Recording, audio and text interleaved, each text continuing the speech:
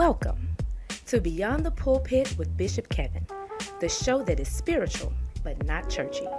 Each week, Bishop talks to different guests about real-life situations.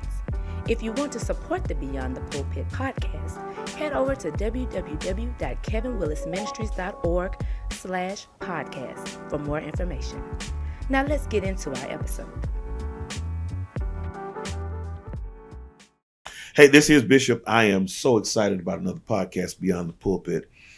This has been an amazing year. We've had some incredible people in studio with us. I don't know if we've had a person of this caliber in studio with us that I am so excited about having. Deeply respected. I think very highly of her. She doesn't know that, but I do. I watched her movement in the community, prayed for her. Our church has prayed for her. And just excited to have the opportunity to sit with her and talk one-on-one and just share some things with her and allow her to share with all of us, because this audience is larger than the city of Memphis. Not only what her job is, but how we can support her as she is called to be the angel in the city in terms of leading the Memphis Police Department. This is none other than Chief Davis. We really salute her and glad that she is with us.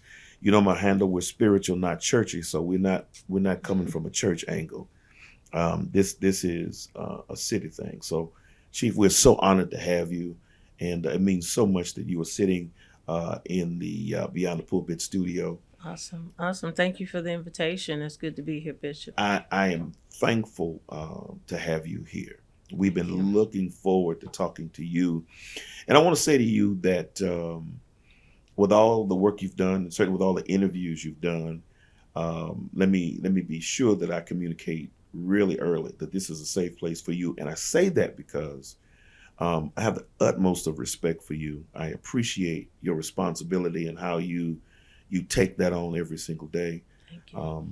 I think you're a phenomenal leader, and we want to know, and that's a question, what we can do to help you. And we want you to be comfortable. So yeah. Well, there's a lot in that question itself.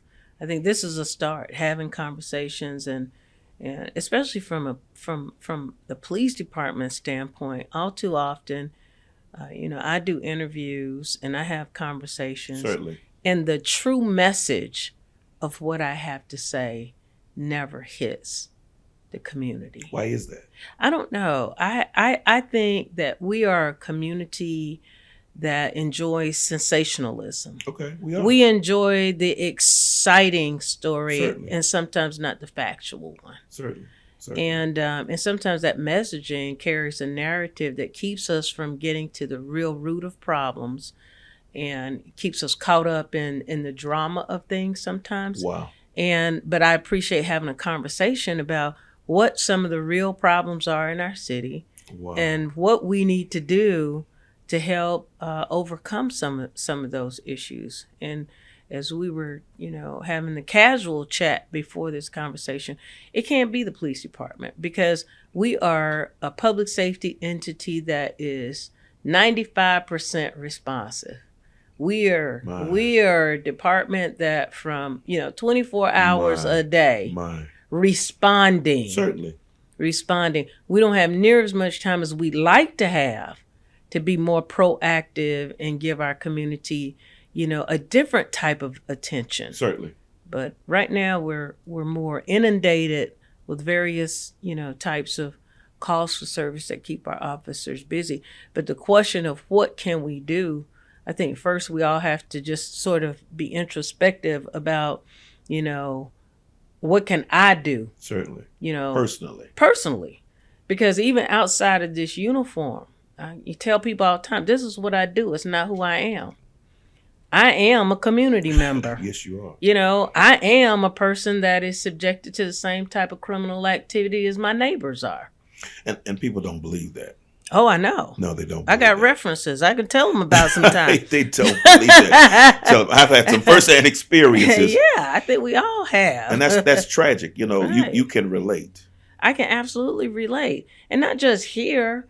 Police officers around the country are community members. They have children. Certainly. They live in somebody's, jurisdiction where they deal with crime problems just like everybody else. But the unfortunate thing is you're seen as a separate entity. I know. And that's the tragic We're the part of it. fixer. Well, you know, sometimes you're seen as the fixer, but I think in some communities you're not even given that benefit of the doubt. Like you're not the fixer. You're just a nuisance, and that's sad. Yeah. Because I'm a kid who grew up loving the police. Right. And appreciative. And let me just tell you, I grew up in LA. I'm one of those Watts kids. I understand really what it means to be in a community that is gang infested. Yeah. I grew up between two communities that were at war. That was before Bloods, but not before Crips. Crips, right. And unfortunately had family members who were Crips and very proud of it. And in that community at that time, it was Pyru and some other gangs. And my experience was you had every opportunity to join a gang. And my family were Crips. And they did not, in fact, refused to allow me to join that gang. And it saved my life.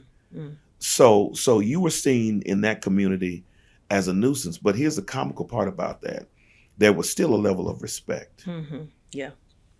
And that's, for me, that's the difficulty. So we want to help you. We want to support you.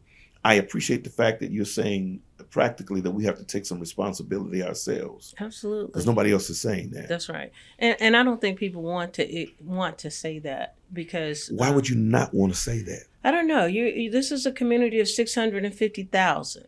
And when you think of a community of 650,000 and a good portion of our community is young people, you know, a police department of 2,000 officers, and not quite 2,000 officers. We can't put a dent. That's a lot. In the issues, right?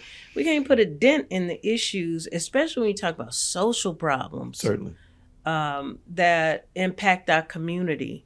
You know, we have communities, like I said before, that are impoverished. We have young people that are raising themselves.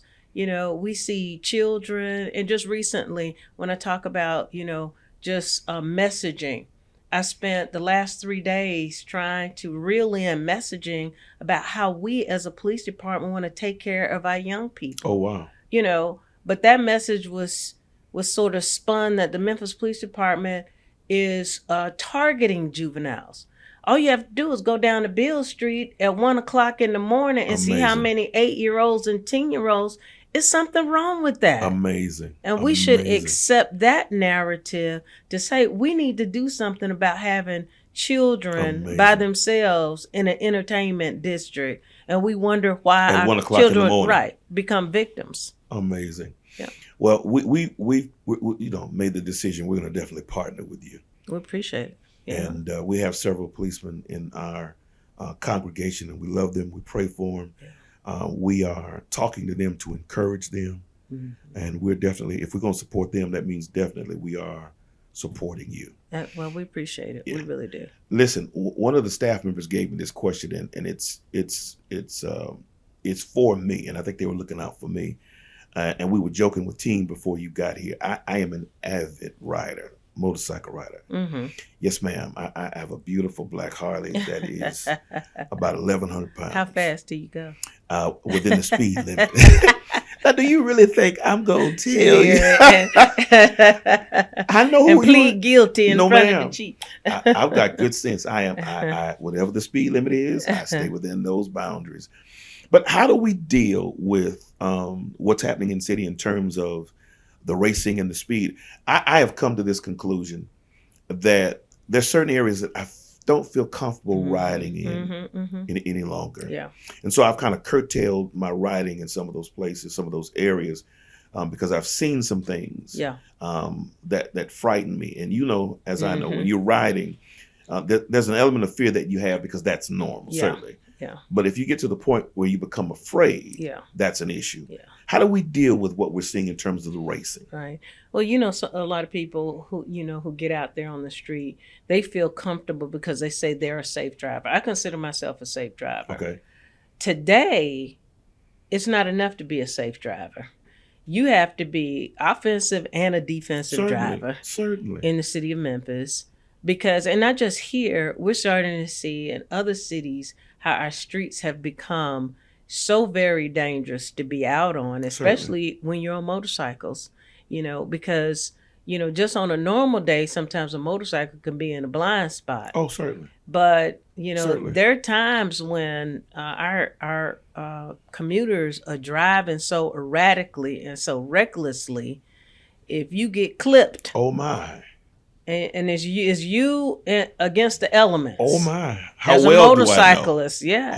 How well do I know? It's a very scary thing because it's funny. My husband and I we went and visited my mother some weeks ago, just for a weekend in Atlanta, and on the streets. Of course, Atlanta has crazy traffic, but on the city Crazy street, most of the people were driving the speed limit. Really? They were on streets. On the freeways, everybody drive fast. Oh yeah. Oh, But yeah. on the streets, most of the people were driving, the speed limit. And it felt strange Oh my. to be in the midst of People driving the on the speed regular limit. streets. In Memphis, I've observed the streets. Our streets are dangerous. You notice how many pedestrian accidents from people just walking. No, ma'am. I had no earthly idea. Oh, yes. We've had several serious pedestrian accidents and fatalities Oh my. of people just walking because our motorists are driving so fast on our city You streets. can't stop. You can't stop fast enough, and sometimes Oh, it's my. dark. So, as a motorcycle rider, I suggest that you be careful where you ride. And I do that. And the times of day and the days of week that you decide to ride. At this wonderful age, I've made some decisions. One, now I do like being on the expressway.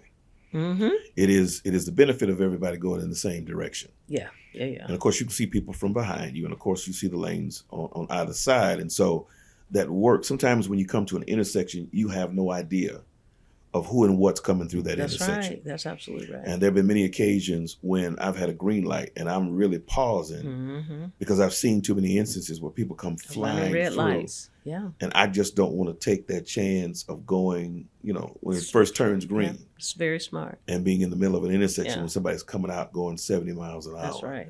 So, I've learned, and of course, I've been a rider for a number of years. But I always feel, just saw this the other day, with the racing and the erratic driving that's taking place, it is, for me, so strange. Mm-hmm. Because I'm accustomed to riding all over the city and not running into any of that. Mm-hmm. But I did discover, I was in Los Angeles this weekend, that it is equally as terrible in Los Angeles. Yeah. Not to mention traffic, because traffic Right. is crazy in LA. Oh, You yeah. know that. Yeah. It is. But I saw some of the same things. And I guess what caught my attention is the police response to it. And there was little to no response to it in Mhm. Los Angeles, Mm-hmm. which Yeah. really caught me by surprise. Yeah. It's a strange place for law enforcement to be in right now, because back in the day you used to hear about police officers getting involved in chases and they're trying to chase the bad guy. When you're chasing somebody, they're never going to just stop Oh, no. all of a sudden. Oh, no. The bottom line is that when you're chasing somebody, the end of that chase is going to end up either somebody hurt or somebody potentially dead, because people you chase don't just stop to get the traffic Oh, no. citation. Oh, no. So we have to weigh the risk between the chase and the risk that it has to the community. Is the ticket worth the risk that it has to the communities and innocent bystanders? A person driving, speeding beyond the speed limit, and a 62-year-old woman trying to go home from church. My. You see what I'm saying? Is it really worth it My. to put the community in harm's way? It's very frustrating because now everybody is challenging the police. They want to show that, hey, I don't have to stop for you. But And you it- know how that ends, though. Exactly. We know exactly how it Yeah, ends. we know how that ends. Yeah. And unfortunately, probably within the last 4 to 5 weeks, Mm-hmm.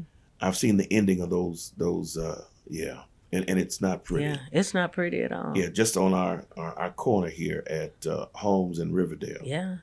several major accidents that are the Yes, result of that speeding. that's right. One of those accidents, fortunately, and I'll even say God intervened, where the cars looked as if everybody inside should have been gone, Mm, and no one was hurt. my, And then my. something that didn't look as bad, and everybody was gone. Right. That's You know, terrible. so just to see it has challenged my riding in certain areas. Even as I come to church, Right. there are points at which I say, you know what, I got to go in a different direction. I got to Yeah. do something different. Yeah. Talk to me about the relationship between the police department and Shelby County sheriffs. So we have a good relationship. Floyd Bonner and I have been colleagues and close, confidants from the very beginning That's good. of my tenure That here. is I've great. always felt it was important for me to know the heads of not just, the county entities and law enforcement, even my federal partners Certainly. here. So we have had opportunities to break bread, to sit down and talk how we can collaborate. Certainly. And even when there is some type of crisis, we all just automatically sort of, unify to try to figure out how do we deal with this, whether it was a nationally publicized kidnapping, Oh, wow. a nationally publicized active shooter, Oh, you know, my. the death of young Dolph. The Certainly. Memphis Police Department doesn't handle these types of crises, and most of the time we're the lead agency. We never handle these crises alone. And the Shelby County Sheriff's Department and other federal partners come to our aid. They come to our command centers. Certainly. They provide resources, investigative, resources for us too, so that we can mitigate whatever kind of issue that we're dealing with very quickly. We all wish we had more resources. The Sheriff's Department is inundated in the jails and, and in the county as well. Oh, my. Oh, my. But I think from a law enforcement standpoint, our officers appreciate the support that we get from the Shelby County Sheriff's Office. And it is a team effort. It is. It absolutely It's is a major team effort. Yep. And both departments are definitely needed. Yes, And absolutely. we welcome it. I asked that question simply because I know it has to be a team effort. Mm-hmm. And I'm thankful for the both. I've had experiences with Bonner, and he is a wonderful gentleman. Mm-hmm. I know he's running, but we've had great conversations, and we've watched the movement in our community, and it's been incredible. We've had some things happen on campus, and he has responded quickly That's wonderful. and solved the problem. So we know it's a team effort. How can we? Because you're being received by an audience that's larger than Memphis, but particularly in Memphis. Audience will be hearing you. What can we say? What can you say to kind of change the image of the police department in the city of Memphis? So I think a lot of the work that has been done over the years with officers and their individual personal contributions in the community has helped sustain us. Okay. I can't take credit for relationships that existed with these officers prior to my coming. And it's obvious to me in the interactions that I have with them and the volunteerism that they have in the community, the work that they do in their own churches. That's one thing I can say about our officers. A lot of them are churched right here in the city of Memphis. So I have a saying of, you don't want to try to establish a relationship on the day of a crisis. No. Those relationships need to already be built. And I have had an opportunity to really build relationships with the clergy here in the community, because I think it's important for us to keep our pulse on all of our communities, no matter whether it's a Hispanic neighborhood, a Jewish neighborhood, Black neighborhood, white, you name it. It's important for us to keep our fingers on the pulse of the community. Certainly. And sometimes the best way to do that is through our church institutions. Certainly. And anytime we want messaging just like this, Certainly. How do we have candid conversations, especially from entities that want the same thing? They want good, wholesome, communities. So we're constantly trying to, show the community who we are as people and as human beings. And I say it to I the think coaching. that's it. I Yeah, think that's human it. beings. And I said that to the Kojic congregation, and I've said this before. We can't throw the baby out with the bathwater. No. We know that, in every environment, there's going to be, some individuals that go off the rails and do things that Sure. are not congruent with, the philosophy of the department. But by far, we have some really great and wonderful officers who, really have had their own emotions about what we've had to experience. In the death of Tyree Nichols, Certainly. in the death of Officer Red, who was coming to Yes. the aid. Yes. So there's a mix of emotions going on here, but you still have officers that have integrity to put this uniform on and say, despite the challenges, there's work to be done. In a city like Memphis, we need our police department. And I think that's the part. I think we need to hear your humanity. Yeah. And I think that's what changes it for me. As I said, we have several police officers in our church, and they're totally involved in ministry, totally involved in worship. Yep. There's this interaction with people throughout the congregation. Yeah. And so you know them, they know everyone. We're breaking bread together. We're praying for one another because they're active in ministry. You see both sides. Yeah.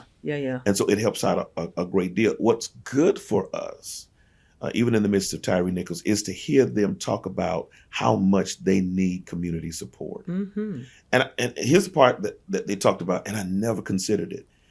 I didn't catch just how much they were grieving that situation. It never dawned on me. Oh, yeah. That they would have to grieve that situation. Oh, absolutely. And really not just grieve it, but feel a sense of responsibility. And in the midst of that, though, Chief, to grieve it, to feel a sense of responsibility, but to talk about, these are my raw feelings about it. Yes. And I need the opportunity to express how I'm feeling in a very positive and even in a very negative way, so that you all understand we do this professionally, but we're very much human beings. We're very much human beings. And, you had to be inhumane not to feel, what the community was feeling, and to even have, the same level of vitriol about, witnessing that. But at the same time, it's important for us to realize, and I said it earlier, that under these uniforms are human beings that have children that hope that when their kids are commuting, whether they're here in Memphis or they're at some college campus someplace outside of this city, that a police officer will treat their child as a human being. And that is something that we all would hope, that as we all have family members, and this is a heavy responsibility, and that we should always give respect in order to get respect. One of your questions had something to do with that, about how do we have encounters, with the police, and what do we tell the community members when they get stopped by a police officer? Well, I'm going to step back and say, what do you tell police officers about how they should treat community members? We're the start of it. We're the start of it. And sometimes we can set the tone and tenor for how that interaction can go. The unfortunate thing about that, though, is, that sometimes when people are stopped, there's just a buildup in their thoughts and minds about the police department, that you're already on the defense. Yes. Yeah. Come on, people know that they're speeding. People know that they're breaking the law. If that interaction goes differently, we're good. Right. We get a ticket, we do whatever we got to do, and we roll on. Right. And I think, as I go back to the Tyree Nichols piece, I think that's what caused us to really pray for officers and to ramp that thing up, because, I heard officers say, we don't want to be received in the community as those who are not going to protect them. Right. And that brought me to a very emotional place, because I know the people who are members of this church who are in the police department. Right. And they're some of the greatest people in the world. Well, and we see so many examples of it every day. We see so many examples of police officers in this community putting their lives on the line. Every single day. But that conversation and that narrative will never be amplified. And I understand how community members feel when an officer crosses the line. But when that happens, we're going to take ownership of it. We're going to hold our officers Certainly. accountable. We don't ever want to lose a community member's lives. But at the same time, I want people to know also that out of all of the officers that serve this community, I wholeheartedly, intimately know their hearts. I know the volunteerism that they Certainly. have. I've Certainly. got officers that actually volunteer more time sometimes than they actually work with football teams. I mean, huge football And teams it's of needed. young people, It's and it's needed. needed. Yeah. And I said, if we have 20 people in the community that'll take 150 kids like Officer Antoine Smith has, that would help us with some of the problems that we have, with our young boys. And this is one officer and his volunteers that has 150 boys that they put their arms around. Amazing. And they buy uniforms for them, take them on trips, mentor them, coach them, Amazing. put them in suits when it's time for them to get their awards. And we started Girl Scout troops I love because it. our girls need it. I love it. So, a lot of the work that we do is out of care and love for community and I an love effort for people to see the human side of us too. And that's one of the questions too. What programs can we enact? What can we do to foster a different relationship? That speaks of it right there. So I'm a member of a lot of national organizations, and there's one program that has been really successful, and I think it's important in building relationships.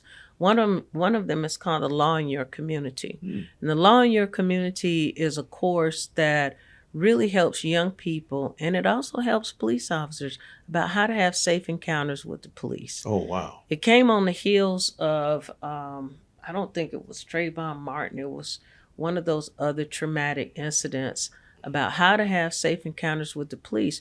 And people think that they have to fashion themselves a certain kind of way in order to have a safe encounter. But I say as well that police officers have to fashion themselves a certain kind of way too.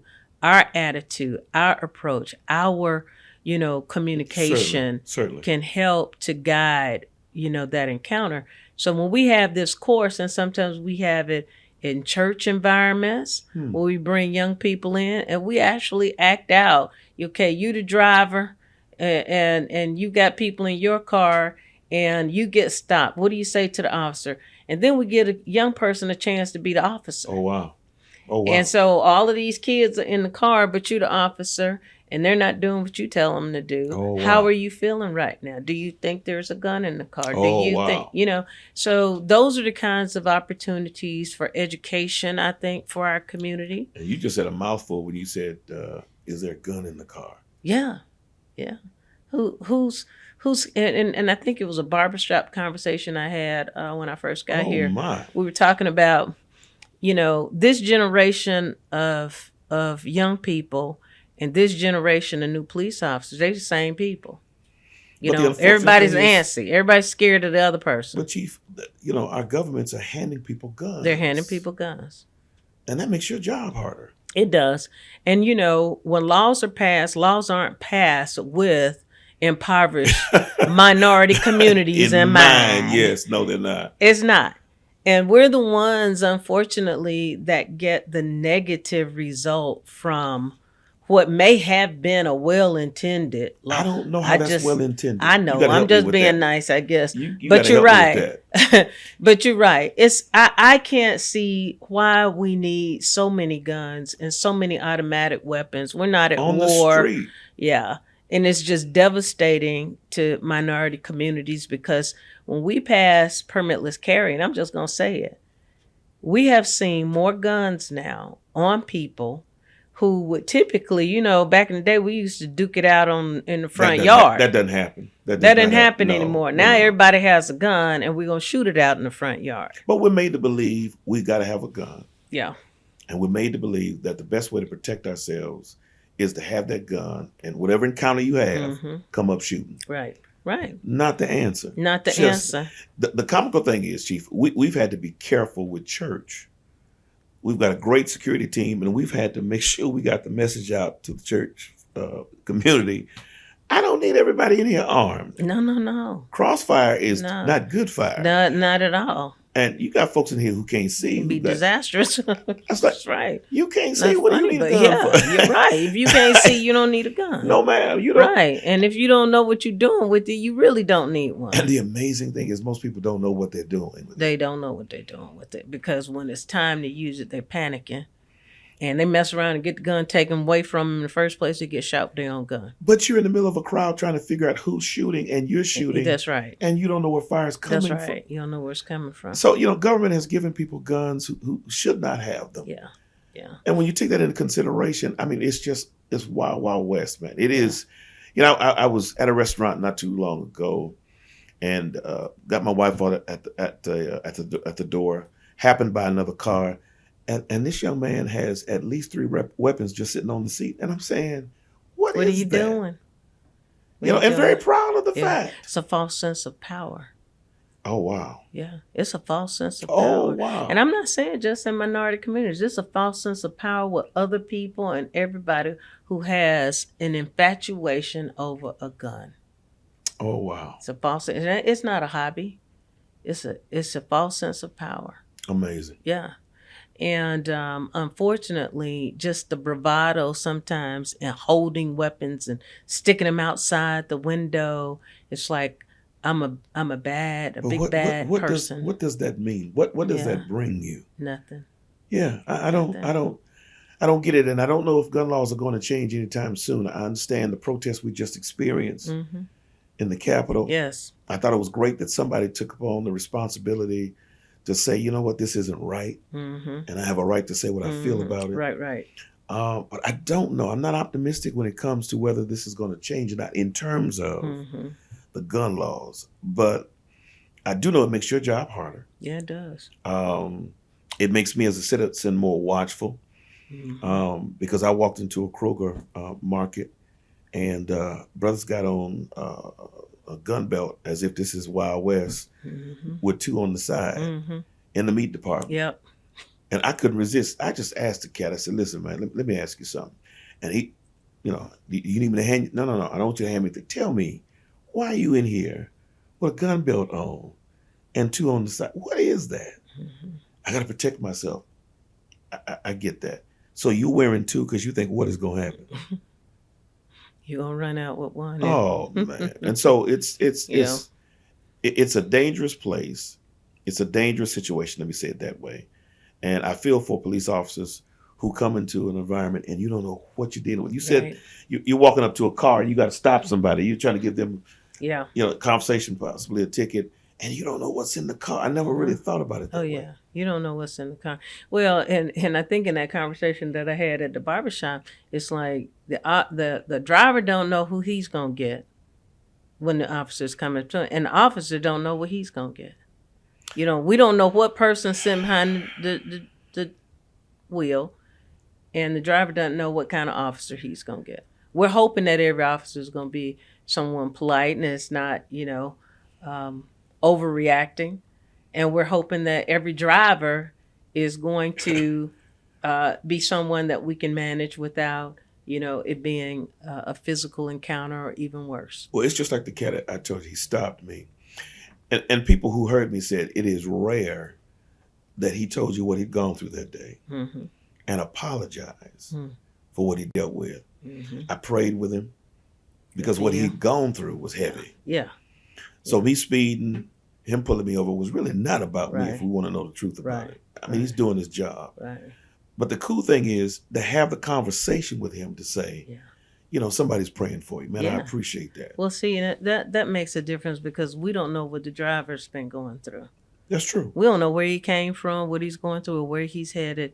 Officers are just coming off of a scene where children were killed in a car accident, or someone was burned to death. It's hard. And in seconds, you're making, in a matter of minutes and seconds, you're making a transition to the next call, and you're trying to get yourself back together because now you've got a situation that is not as amped up. No. And you're trying to come down.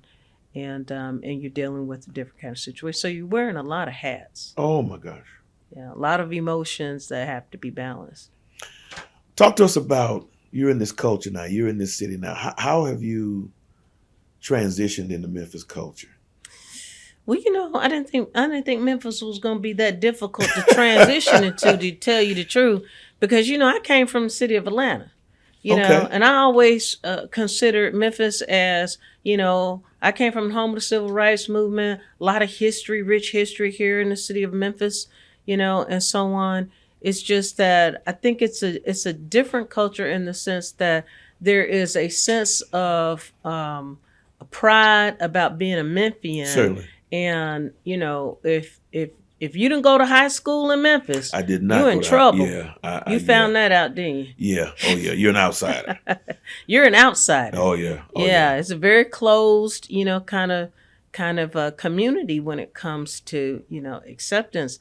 But I think after a while, you have to continue to do the work and show people your heart. Yeah. And your time. Yeah, and your authenticity, and they know that you mean well. Yeah. I certainly try to show that to the police officers and my police family, to let them know that I'm only here to take us to a better place if I can do that while I'm here. I believe in good, but I'm constantly talking about how do we go from good to great. Certainly. One of my favorite books, and really just trying to help them to see what their potential can be as a police department and as a pride of the city. We still have an opportunity, even on the heels of adversity. Martin Luther King died here. Certainly. And even on the heels of adversity, we rise and we learn and we do better. And I think that's where we have to continue to, look at situations. Of course, we want less adverse kinds of situations. Certainly. But we have to take something from those situations in order to grow. Amazing. I've got a church full of officers, and I was talking to one of our members. Appears that we have some new officers. What do you want to tell them to help them kind of move into the culture of the city and transition into this now new position as a police officer? What do they need to know? First, they need to know they need to stay in church. Yes, ma'am. They need to stay in church. We're going to help them stay in church.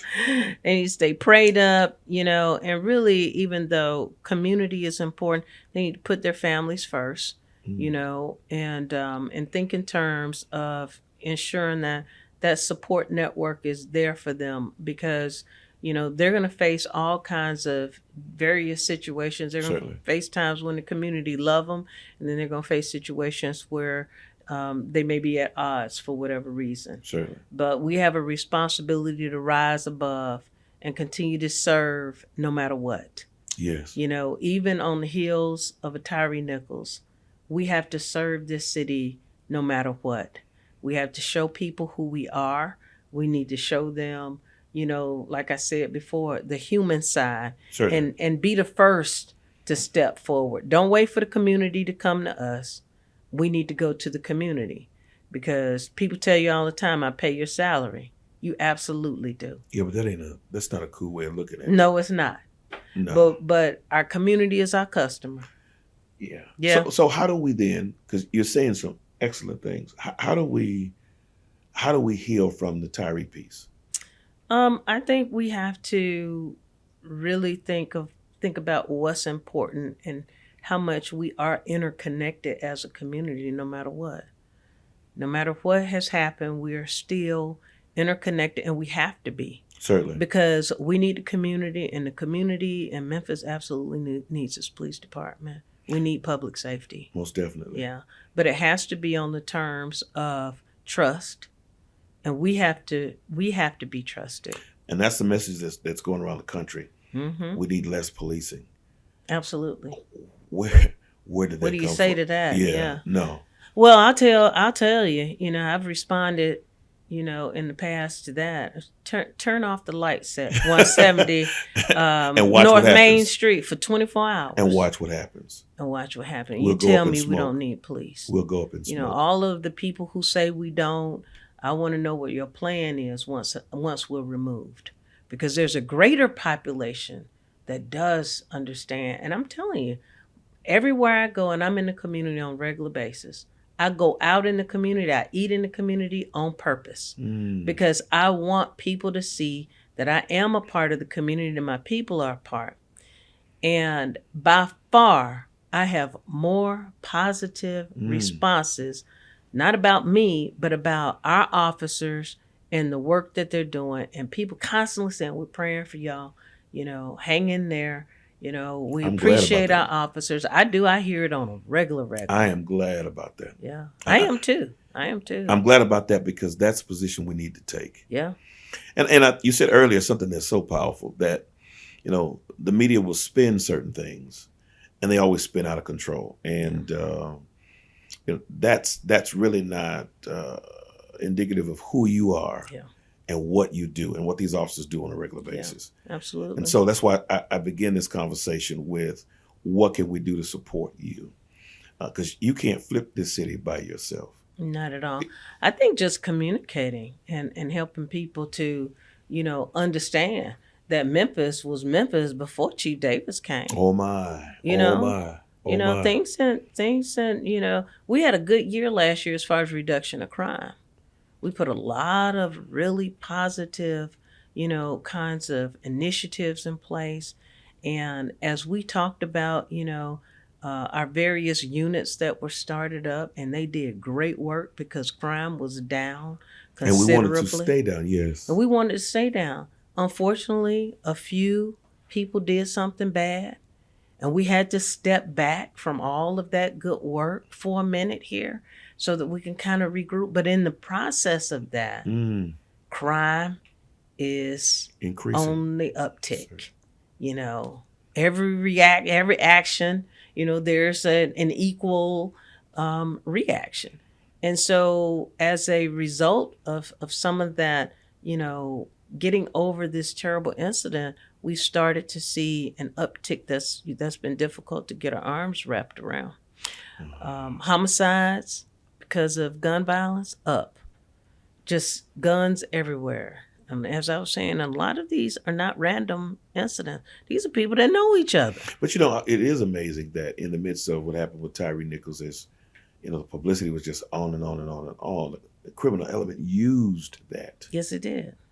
Is that amazing? Used that publicity. Yep. That media attention. Yes, absolutely. To gain a stronger foothold in our community. To get a stronger foothold in our community.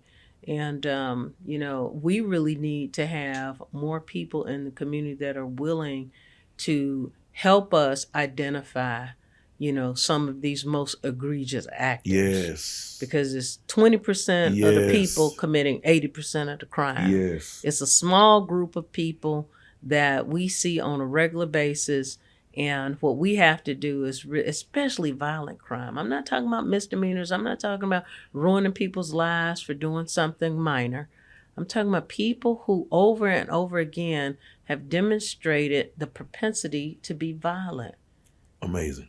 And those are the individuals that we as a police department want to address, because I'm always thinking about who's the next victim by this person. If he's already victimized 5 people, who's number 6? And what is it going to take to keep him in jail for a minute? Yeah, no issue. He has no issue. No issue. He'll hurt whoever. Yeah. That's right. That's right. Well, I am thankful, and I'll say it again. I am thankful for the work that you do.